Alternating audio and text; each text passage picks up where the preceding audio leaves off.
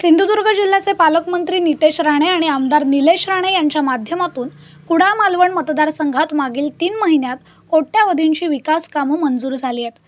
मात्र यातील काही कामांबाबत नागरिकांच्या तक्रारी प्राप्त होत असल्याच्या अनुषंगाने आमदार निलेश राणे यांनी बुधवारी मालवण शहरातील राजकोट येथील बंधाराकम रस्त्याच्या कामाची पाहणी केली। या रस्त्याच्या कामाबाबत पतन विभागाच्या अधिकाऱ्यांकडे आमदार राणे यांनी तीव्र शब्दात नाराजी व्यक्त केली असून हे काम योग्य पद्धतीने झालंच पाहिजे अशा सूचना केल्यात। यावेळी स्थानिकांनी देखील या बंधाराकम रस्त्याचं काम चुकीच्या पद्धतीने होत असल्याचं सांगितलं। सदर काम चुकीच्या पद्धतीने होऊन त्याचा उपयोग न झाल्यास अधिकाऱ्यांना जबाबदार धरण्याचा इशाराच निलेश राणे यांनी दिलाय। पाहूयात नेमकं काय घडलंय। सरकारी भाषा सांगू नका, जे मला समोर दिसतंय ना बोलणं नाही, हे जर समजा 2 पावसाळे 3 पावसाळे इकडे जिल्ह्यातल्या पावसाळा कसा असतो तुम्हाला माहिती आहे। इकडल्या जिल्ह्यात सांगली जिल्हा तिकडचा कधी आला तुम्ही 4 वर्ष पाऊस बघताय, हे कसं टिकणार सांगा।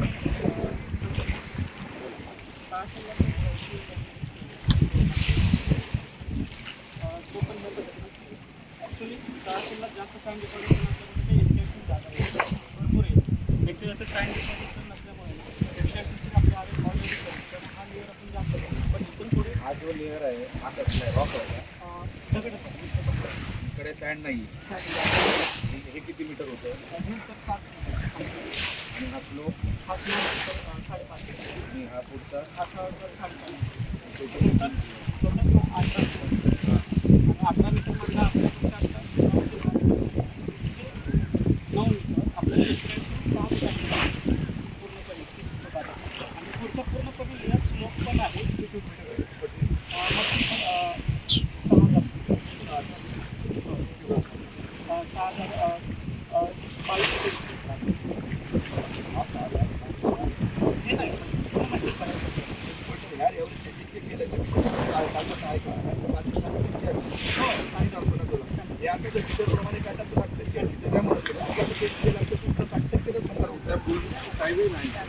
अशा पद्धतीने पूर्ण केला किती वेळ यायचं बोल्डर 4000 पेक्षा तुम्ही किती केजीचा दगड आहे?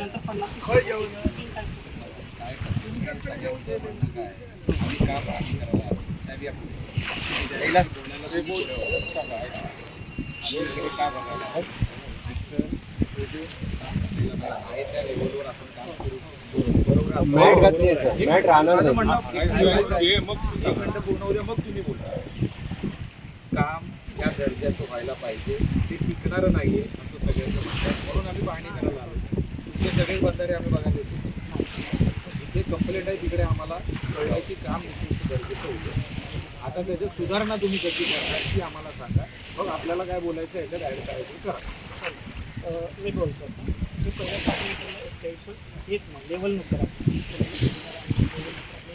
पुढचं जो स्लोप आहे लेवलनुसार म्हणजे खोदाई करायची नाही, खाली रॉक आहे, रॉक म्हणजे लेवल आहे, माती होती ते म्हणतात माती आली। सतीशला विचारा, आम्ही ज्यावेळी सुरुवातीला आलो ना त्या मातीवर तुम्ही मॅट टाकून करत होतो, बरोबर?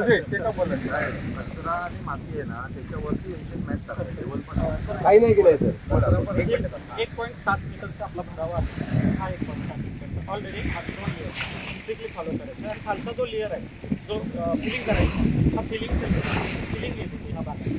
जो भाग मी स्वतःहून तुम्हाला पुढचं 60 मीटर 6 फुटाने एस्टिमेशन करून पूर्ण भाग स्लोप लावून देते। पूर्ण करा नो, इकडचं डिस्टर्ब झालं तर काय होतं? तर काम सर 1 कोटीसाठी वाडी पण आहे, वाडी पण आहे तिथे, वाडी पण आहे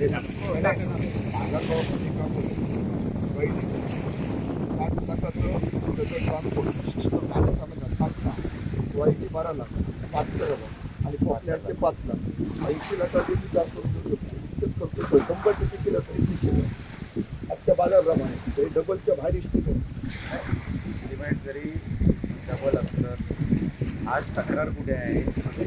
आपल्याला मजबूत बंधारा इकडे पाहिजे, बरोबर आहे? सगळ्यांचं म्हणणं आहे इकडे मजबूत बंधारा नाही, त्याचं तुम्ही रेक्टिफिकेशन कसं करणार ते एकदा डिपार्टमेंटला विचारून सांगा आम्हाला।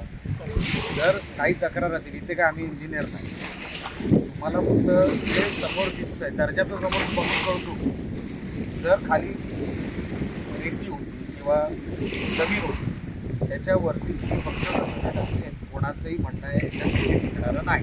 तुम्ही ते रेक्टिफाय कसं करणार ते डिपार्टमेंटशी एकदा बोला, कॉन्ट्रॅक्टरशी बोला. सामंतसाहेब कसं बोलले, जर उद्देश दुप्पट आहे म्हणजे भरपूर पैसा आहे, पैसा कुठे कमी पडणार नाही कामाला, उलटा वाचणारच, प्रॉफिटच तो 100% घेऊन जाणार झालेल्या एस्टिमेटवर.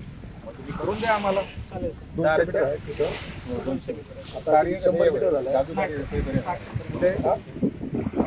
8 मीटर आहे. आता जर तुम्ही टोटल 11 गाडी 2 मीटर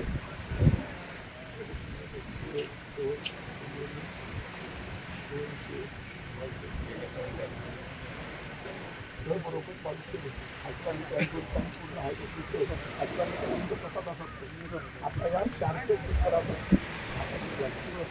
केलं तर 400 जास्त बघायला हे अजून बाहेर येणार बाहेर आहे. येणार आहे सर, म्हणजे 30 फूट बाहेर येणार आहे सर आपल्या सर.